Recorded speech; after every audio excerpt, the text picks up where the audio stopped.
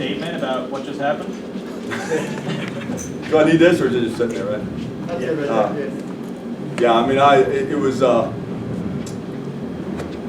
unbelievable game. I mean, I don't know what to say. I mean, there were times where I thought we were in good shape, and I thought we were in a good situation to come back, and then mistake after mistake kept happening, or certain circumstances started happening, and these guys didn't lose heart. They just kept battling, and there were plays there. We just offensively, I thought defensively we battled just all day long, and then we got the ball in offense, we turned it over a little bit, or we missed some stuff, and we weren't getting that many touches, so we had to make something happen on offense. And we've been doing that all year, and then we had a couple, and it wasn't necessarily them, it was us making the mistakes. That was what was a little disheartening, but we were able to come back and said, and I'm so excited.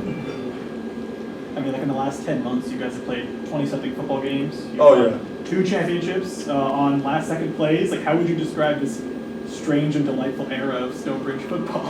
I mean, it's almost like it's after all the things that we've been through, the last 20 years, ups and downs, and we've been in this game. It's almost like, all right, it's time for them to get some of the benefits here at the end instead of the things that happened in the past. But, 2 great plays. And what I love about this team is, you don't have all the stats, and you can look at the stats. Eli doesn't have 1,000,000 yards rushing, but when he gets the football, he makes things happen.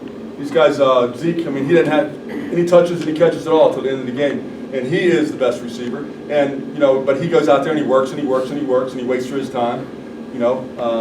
Jacob's out there battling. This was tough on him because he's out there battling every single play because he's playing defense for the first time. So that's kind of tough. I mean, it is tough to play both ways when you haven't really been playing both ways all year. And then this one is just our emotional leader on defense, man. I mean, he makes plays all the time. I mean, he's one of my favorite people because I don't think he came in thinking he was a main guy, but he through 3 years he's become that guy, and he's little as shit. So I love that guy, man. Coach, at what point, if the first play we're on the broadcast thinking, is he going to play for overtime, did you know, all right, I got Jacob Thomas, I got Zeke Wimbush, I got these guys, we can have some magic happen there at the end instead of playing for the OT? Was there a specific point? Well, actually, we ran a spinner, and I said, if we get yards on the spinner, and I was ready to shut it down. And my son said, I got one. So he makes the next call on the throw.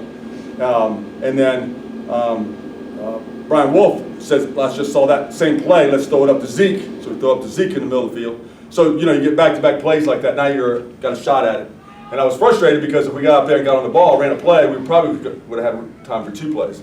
But, they're celebrating the catch and up there, and, then we look up and got 4 or 5 seconds left. So then it was worth taking a shot. But, yeah, I mean, I was ready to shut it down. If I didn't have my son Patrick and Brian Wolf over there, I would have shut it down and gone to overtime.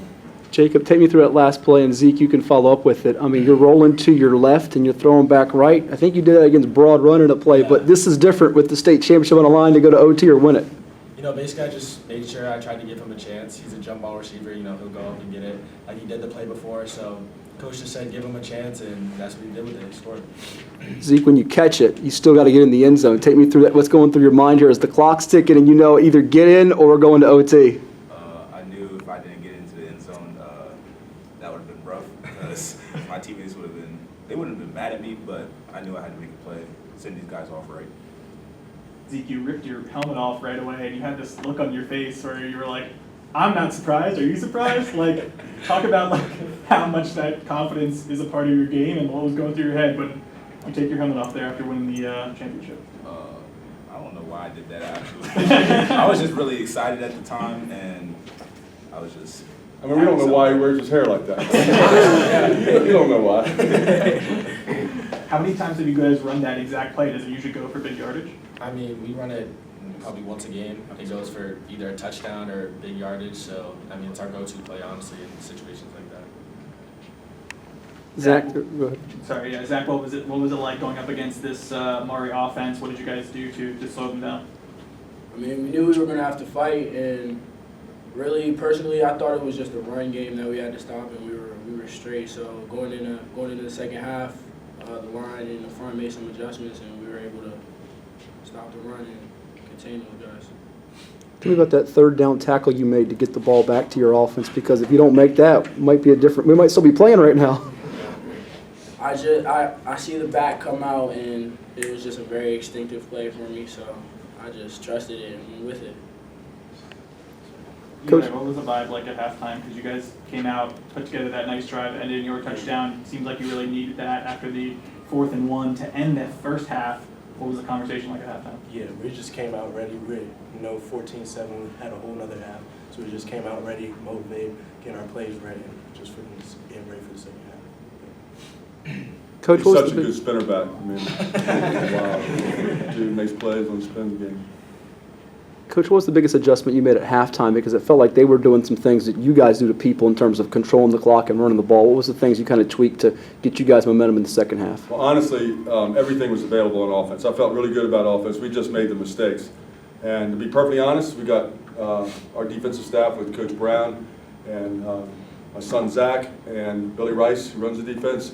They went over and made whatever adjustments they make. We're separate. We go into that, and they're just trying to slow them down a little more. And we just had to not turn the ball over and make plays when we got them available. It wasn't like whatever we ran, it wasn't there. It was just mistakes, and we just had to clean up the mistakes. So I knew we'd be able to score points. I thought, unless we, started turning the ball over, and we just needed to make sure that we got those opportunities. Because they're going to drive the ball just like Highland Springs drove the ball. We're not a defense built on stopping people in 3 and outs. They're going to get plays, and we just got to make sure that when we do get the ball, we take advantage of it. And that was the first half. We didn't do that. And it's the first time all year we haven't done that. All right, last question. Coach, what do you think of this environment? First time at ODU. I mean, you guys had quite a crowd here. I mean, just with that finish, what do you think of the atmosphere? Well, I love playing at a stadium. I think these guys deserve, to finish in an environment like that, in a stadium like that. Do I like coming down here right next to where the other team plays?